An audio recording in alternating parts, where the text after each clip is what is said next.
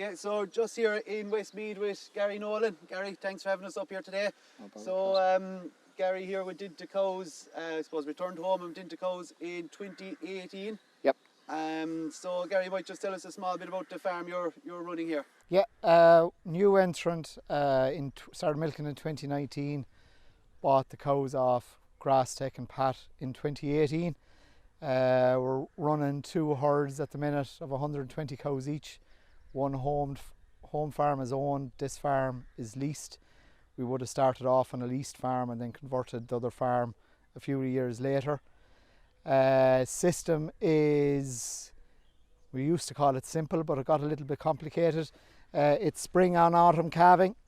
The farm here is a very dry farm and we're able to calve cows in September, October and keep them out throughout the winter, grazing bits of crops and stuff like that. Production is about 517 kilos a cow and we fed 760 kilos of meal last year. Cows are a good honest crossbred cow.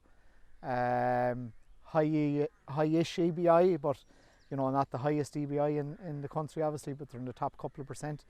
Yeah. Really good cows. We don't farm a very easy system for, you know, cows are out wintered a lot here. Cows are out early and out late. Roadways are adequate but not very good.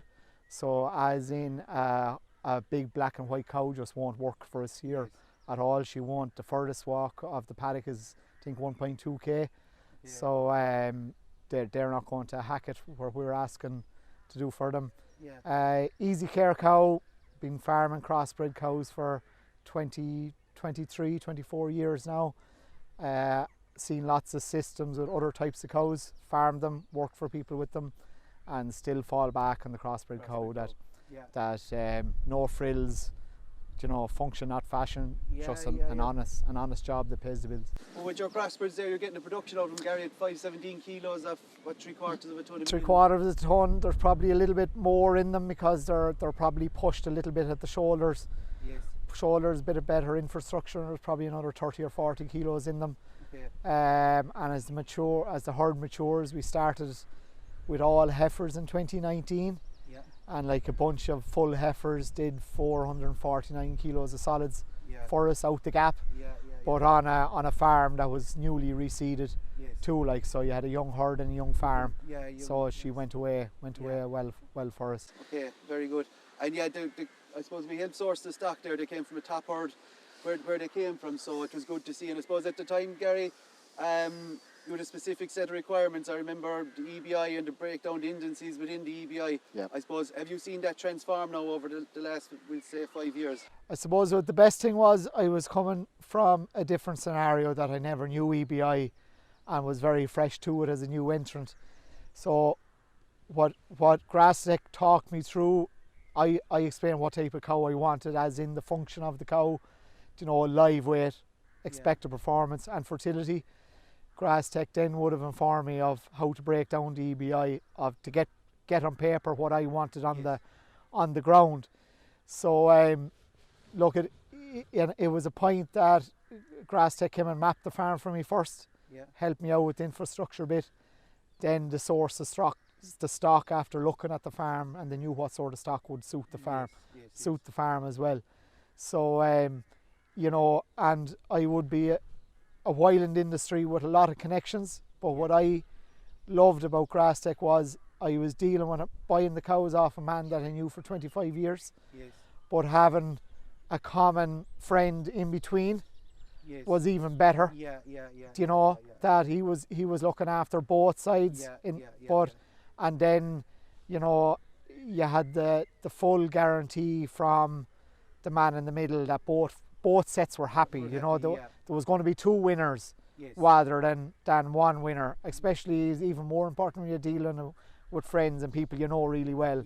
To have a mediator in between that we stay friends and we know each other still really well. So I couldn't speak highly enough about it. You know, cows are delivered on the farm, and bank transfers and everything just done perfectly. Brilliant. Just great way to buy and sell cows. Great and stuff. In fairness, it's a testament of the stock to be back 5 years later in a growing herd, and now we're selling stock rather than buying in 5 years later. So yeah, which is brilliant. Yeah. I suppose that helps on fertility and everything that we looked at the time. yes. Maybe going forward, Gary, right? You have your crossbred cow here. I suppose Yep. there's a lot of talk about calves and different things like that. I suppose what's your breeding policy going forward? What's your plans? my breeding policy is probably even to move back to more a Jersey crossbred. Okay. So usually when everybody's running that way, I kind of like to plant feet at least and maybe edge back the other way. Sex semen to give me that. Yeah. I think for my type of ground, this is a dry farm. The home farm is a little bit wetter. You know, 500 kilos max probably your live weight, and maybe even a little bit less. Yeah. Get them out early, keep them out late. Sex semen to give me that. Yeah. Beef thereafter. Yeah. That's not going to be a money maker, but at least we'll have something saleable. So, yes. And everything else, something easy calving, short gestation. Yeah. But you know, as in a higher EBI animal, I'm probably not going to chase that. Yes. What I found, maybe you know, the crossbred will catch up on figures as she goes down the road. Yeah. But not chasing milk, trying to keep the system tight. I'd be disappointed that we're feeding 700 kilos, 800 kilos. I think that needs to come back down to 300 or 400 kilos over time. Yeah. So just keeping a mindful eye on that calving date, live weight and stocking density is still the drivers. And you know, I probably even lost track of that, like we were calving cows here last days in January, first week in February, and it's too early. Yes. Too early, just need to push her back out. Push her back out a bit, yeah. Okay. Yeah. Very good. I suppose me anyway, I don't know about you, but I'm very bad to admit I ever made a mistake in my life. But I make suppose lots of them, yeah. Maybe you didn't, for people watching there, Gary, I suppose who are thinking of getting into cows, maybe where the pitfalls are. If you had your time back, I might do this different or that different or this worked well. Maybe a few examples of that. Okay, so what I did well first, stock. Did stock really well. Bought really good cows, and that's the foundation of anything, right? So the cows, and probably buy what you can afford. But I do think you're better off buying less of something good than trying to make up numbers with budget cows or buying what you don't want. So that's the first one. Stock has to be spot on. Buy the best of what you can get and the best of what you can afford. Second one, you know, for them to eat, we did that very well as well. We would have reseeded, you know, 90% of this farm day one. So you hit the blocks running, and we spent money on fertility day one. So the farm all went up to index 3 and 4 and new grass in the first run, right? So we had the cows and we had something to eat it. What we didn't do right, infrastructure.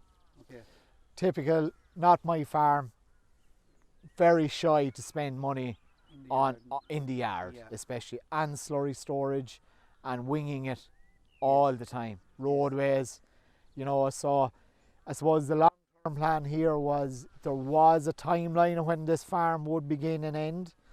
So, but looking back on it now, we probably still could have afforded to spend money on infrastructure and had the time to pay it off. Because the man hours just racks up and up over the course of the year.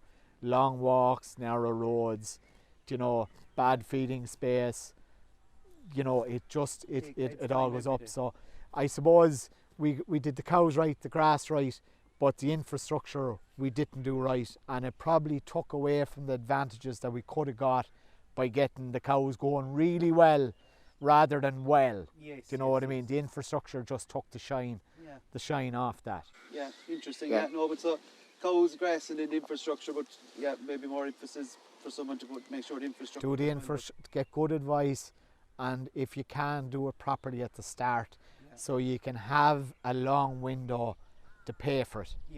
You know, get it done right, and then you know you have a long window to pay for it back then. Brilliant. No, I'd say that's nearly it. I suppose the one thing we were just chatting off camera there, you're happy with we'll say you have members of staff here with you, and I Yep. suppose it's great to see rural Ireland. There's young people, I suppose, on the farm here working with you, have an interest in dairying.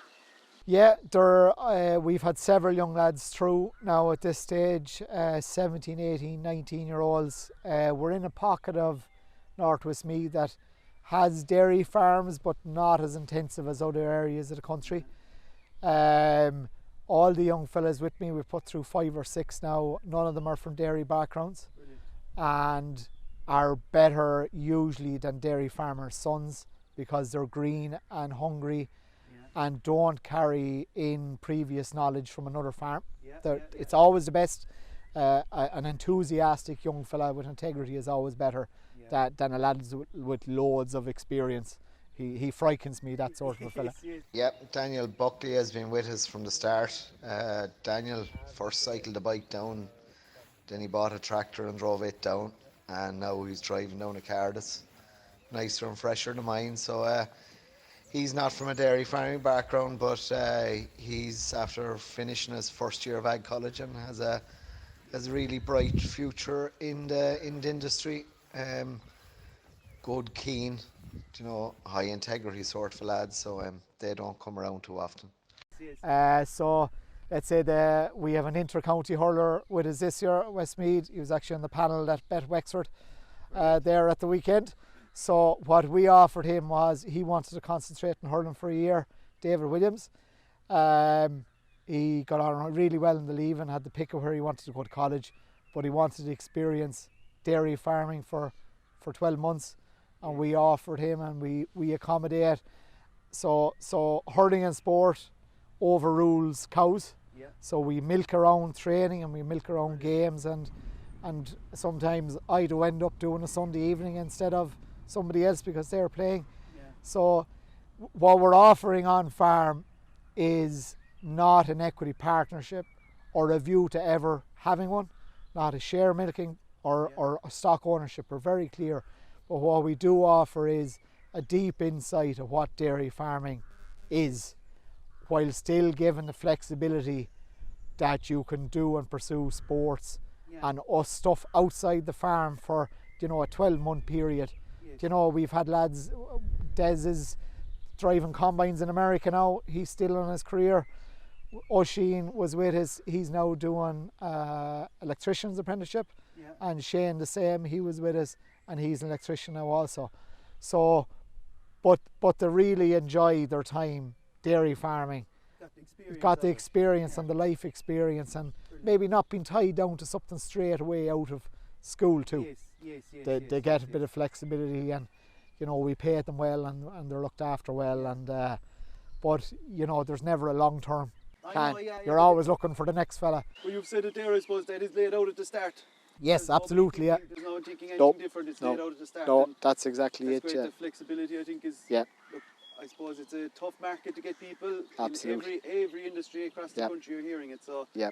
You had a busy evening Sunday evening and Monday morning. I'd say you were milking cows. Yeah. Hopefully, hopefully we'll get over Antrim now at the weekend, and that'll round off the year nicely. Yeah.